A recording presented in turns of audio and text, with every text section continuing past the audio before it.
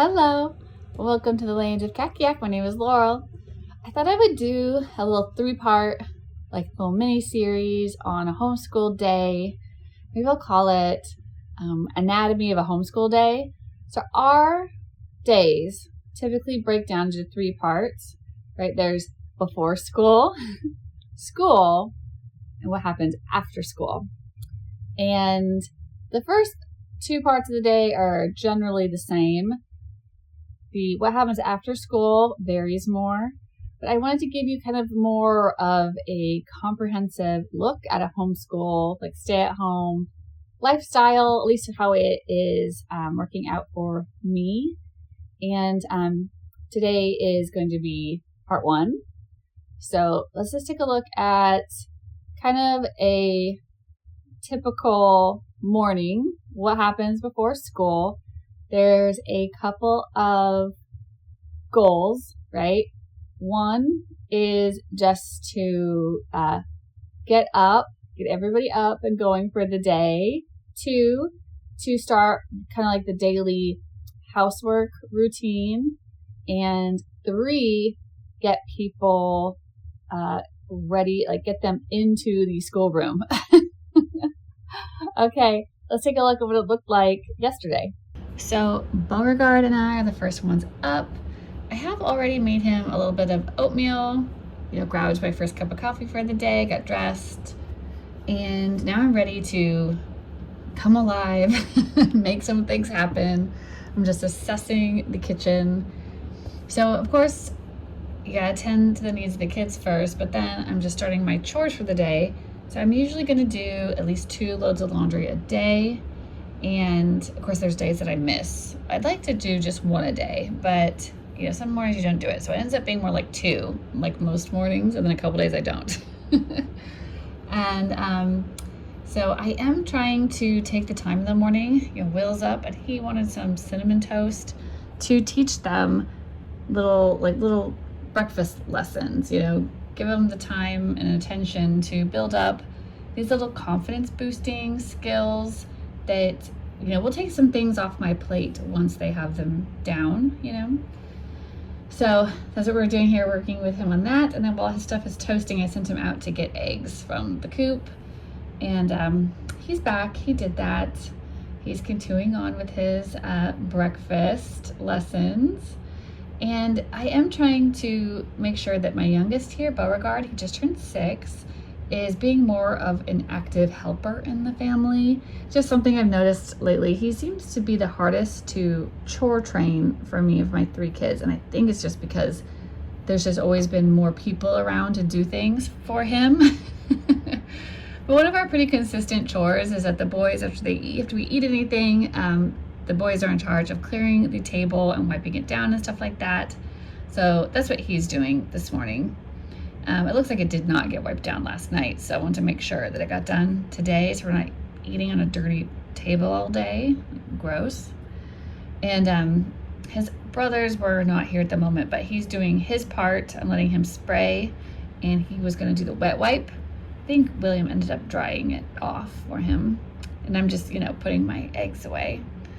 And the chickens have been a really fun pet for all of us to have, and to have kind of nobody really minds going out and getting the eggs or feeding scraps to the chickens. They're kind of fun chores, So I feel like I'm killing 2 birds with 1 stone, teaching the kids to do chores and having a fun pet.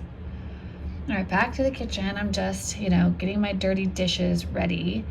And Willie Everett is up now. He is 13 and he does not wake up naturally in time for school.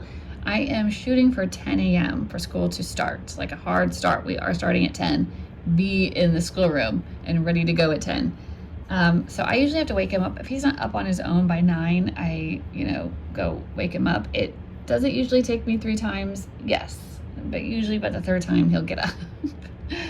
But he's actually up and a little bit ahead of schedule today.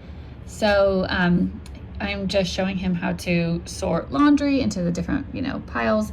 And I don't know about you guys, when you guys started doing laundry, but I remember distinctly that I was 11. I distinctly remember my mom just saying, Lacey, come here. I'm going to show you how to do laundry. You're going to do your own laundry from now on. And she just showed me one time, and that was it. And I was expected to know and to do my own laundry.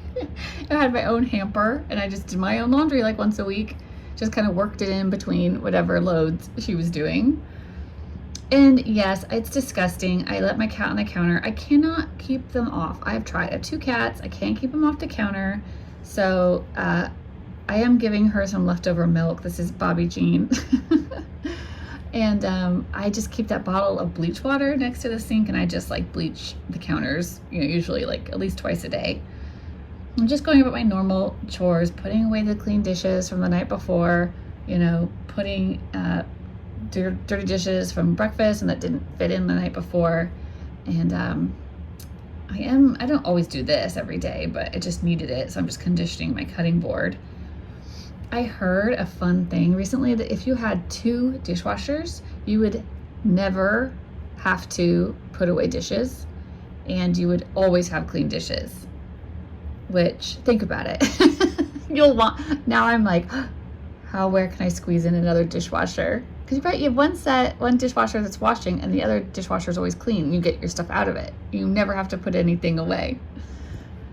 Okay, I'm actually on to my second load of laundry for the day. I started a load, put it in the dryer. This is my second load I'm putting in. I shoot for 2 loads a day. That's like the norm. I just showed Everett's room because he got sent back to his room to clean up a little bit. I do expect the kids to clean their room before bed, but I'm always like, you won't have to clean your room so long before bed if in the morning you just bring out any like dirty clothes or dishes or whatever weirdness ends up in there. Anyways, I'm just to the schoolroom before they are, just getting things set up. They've been playing some music in there on the TV, so I turned that off. Got the date on there. Beauregard has a loose tooth, and we had a whole discussion about that, but he had been trying to eat an apple and he couldn't eat it. Hurt. So I'm gonna be back to the kitchen here in a second to chop up that apple, and I decided to just make a snack plate while I was in here. I know that Everett still hasn't had breakfast. He doesn't like to wake up and like eat first thing in the morning, but I know if I don't get a snack plate in there, that within 30 minutes he'll claim he's hungry, and then I'll be out in the kitchen, and then I'll never get him back to school. So we're just bringing some snacks to school and picking out our artwork for the day, and then we're going to get started on our family subjects that we do in the morning.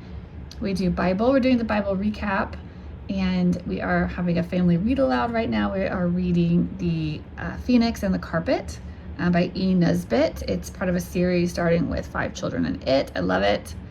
Actually, everyone's in the schoolroom right now. You can't see Bo because he's tucked in beside me on the chair I'm sitting on. We've got our Bibles, we've got our devotion, and the day is starting.